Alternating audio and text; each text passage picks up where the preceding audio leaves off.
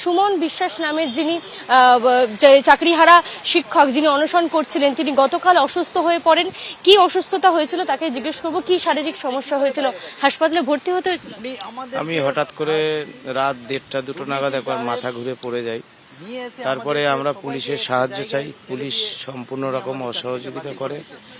তারপরে আমাদেরই সহকর্মীরা আমাকে ধরে নিয়ে এই সল্টলেক সাব ডিভিশন হসপিটাল সেখানে নিয়ে যায় চিকিৎসক আমাকে বলেন যে আপনি অনশনটা তুলে নিন। আমার ডান কিডনির এখানে একটু সমস্যা আছে, একটা ইউএসজি করতে বলেন।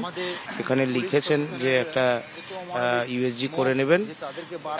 তো আমরা এখন এই পরিস্থিতির মধ্যে রয়েছি। হ্যাঁ, রায় রিভিউ করে যোগ্যদের বাঁচাতে হবে। দুর্নীতি হয়েছে, আর দুর্নীতির জন্য আমাদের পরিবার ভেসে যাবে, আমাদের লোন আছে, অসুস্থ বাবা মা আছে, আমরা কোথায় যাব? এইটুকুই আমাদের বক্তব্য।